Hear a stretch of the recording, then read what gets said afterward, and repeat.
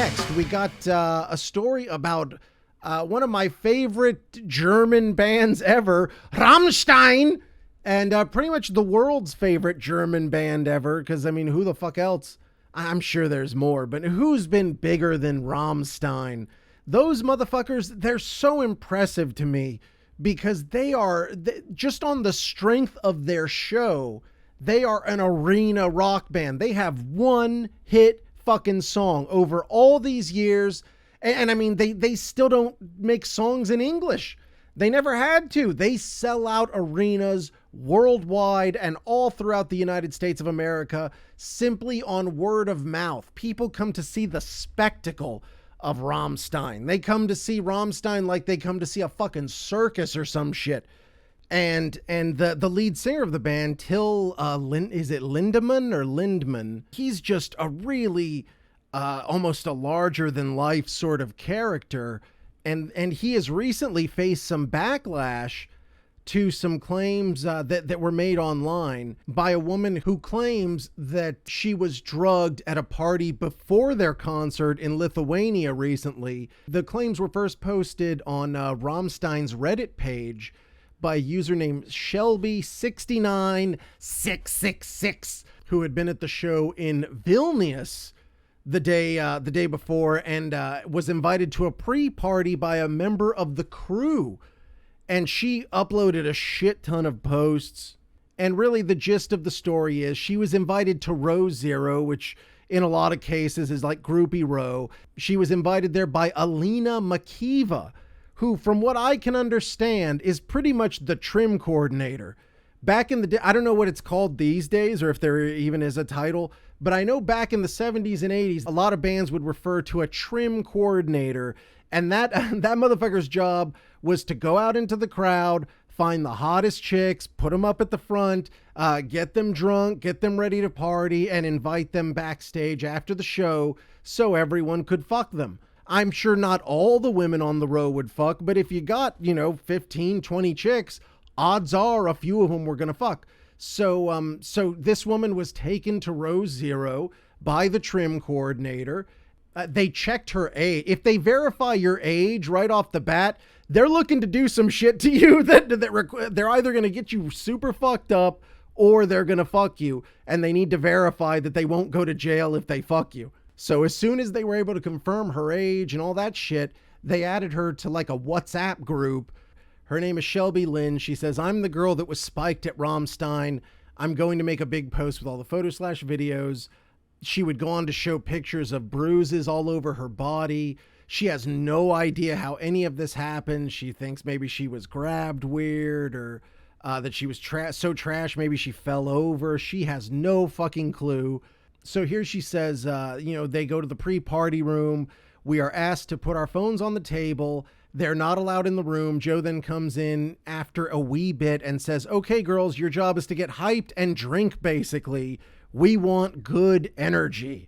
She was directed to a little room under the stage. She, at least had enough wits about her to know that if she was being sent there, it was probably going to be like a groupie fuck thing. So she says, and I quote, "I said, be honest with me, please. Is this sex and is he actually aggressive?" Referring to Till Lindemann, lead singer of Rammstein. The Rammstein representative says, "No, nothing like that. Just to hang out for 5 minutes during the DJ interval under the stage." She said to him, "But why me?" And he didn't give much of a reply. What the fuck would he just want to hang out with a rando for 5 minutes beneath the stage for? If not to fuck.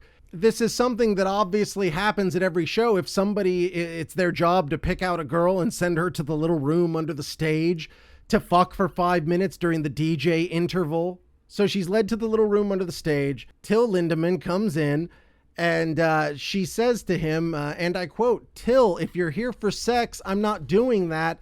Sex is very special for me and I don't sleep with strangers." She said that Till immediately screamed, "Joe said you would!" And then he fucking stormed out after she said that she couldn't. He says, "Yes, you already said that!" And burst through the curtain enraged. And he told her to wait. She waited a few minutes and then got the fuck out. She says, once again, she has no fucking memory of shit. She somehow gets home. She said the whole next day she was totally fucked up. She says, and I quote, morning comes around and it starts to get bad, really bad. I'm shaking nonstop. I can't even move from my bed without collapsing. I'm vomiting, diarrhea, freezing cold, then sweating. She did go and get tested, I guess, for any substances or whatever, but there was nothing. She claims maybe it was too late or it was untraceable or whatever. She clearly had some effects. It's not normal just to lose large hunks of your memory and wake up all bruised and fucked up. Of course, people have, thrown shade on her claims. I've heard that even people have been trying to like get her in trouble for false rape claims and shit like that. She has made a point to say there is no claim of rape. She has no reason to feel like she was raped. In the story, Till Lindemann, I sincerely doubt he would have had anything to do with any of it. It seems like pretty much most of her communication came with the trim coordinator and some of the various backstage staff. So I sincerely doubt anyone in the band knew anything about it. I mean, I don't know, but I would really doubt it. I don't know if she would have had access to band members and shit like that to be drugged. So it would almost specifically have to have been maybe a roadie or maybe even one of the other girls. You don't even fucking know. I've been drugged before and motherfuckers think it's like a joke. Like, oh dude, I thought it would be funny to throw something in your drink. Like that happens for real. So you never know. There could be a dickhead like that in the group. There's no reason to not believe her. Once again, she's not making any claims directly against the band. However, this whole thing was posted in a post called "Fuck Rammstein." So I don't know. There is a little bit of aggression there, certainly. Rammstein has come back with a statement saying, with regard to the allegations circulating on the internet about Vilnius, we can rule out the possibility that what is being claimed took place in our environment.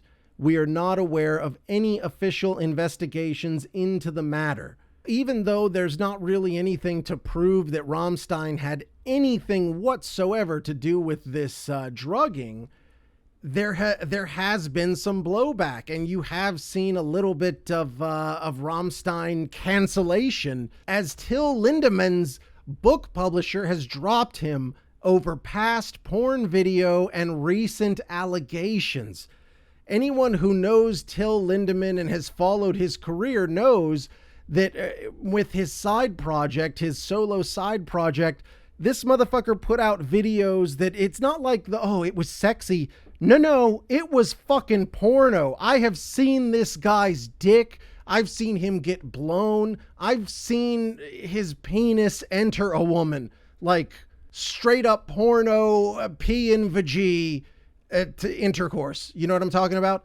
It happened to be a music video for a real song that was released, but the shit was porno. What I think is probably going on here is you have somebody who signed a book deal without doing the proper research, and they've wanted to drop this motherfucker, and this was just something that gave them the excuse to drop him, because the fucking porno videos, this is years ago.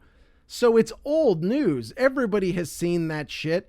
But the book company, what is their name? Kiepenhauer. Kiepenhauer. I can't say that shit. And which they did publish Lindemann's 2013 book, In Stealing Nachten, and his 2020 book, 100 Geigensleik. Kiepenhauer and Which released a statement, and it says, and I quote, "It is with shock that we have followed public allegations against Till Lindemann in the past few days. Our sympathy and respect goes to the women affected. In the course of current reporting, we became aware of a porn video in which Till Lindemann celebrates sexual violence against women, and which the 2013 book, In Stealing Nachten, published by Kiepenhauer and Switch, fuck, I fucked that up so bad, plays a role. We rate this as gross breach of trust and as a ruthless act in relation to the values we represent As a publisher, we defend the freedom of art with full conviction, though Till Lindemann's actions that humiliate women in the aforementioned porn and the targeted use of our book in a pornographic context, the separation between the lyrical eye and the author-artist, which we so staunchly defended, is mocked by the author himself. From our point of view, Till Lindemann exceeds immovable limits in dealing with women.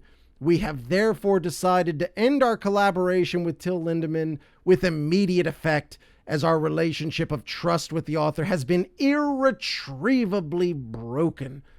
It's clear they had mostly beef with his fucking porn video.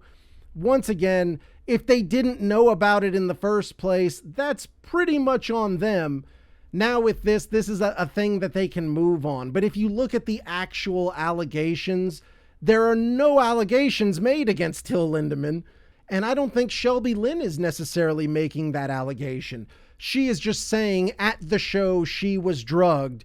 I'm glad she's okay.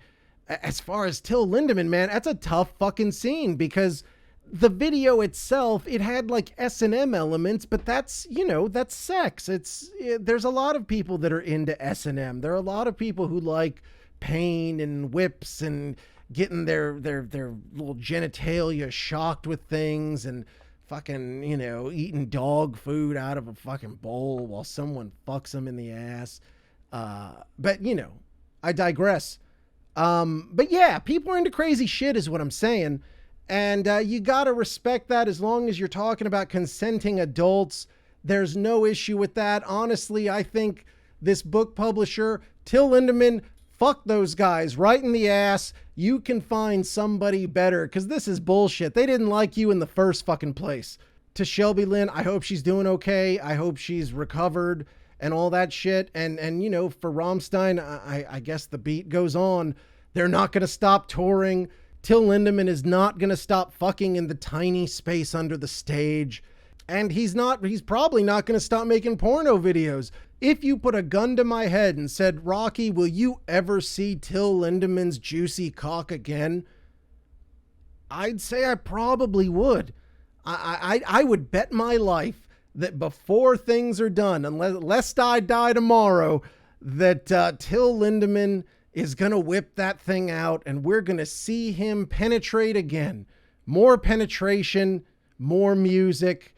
That's Till Lindemann. That should be his on his family crest. More penetration, more music. Anyways, moving on.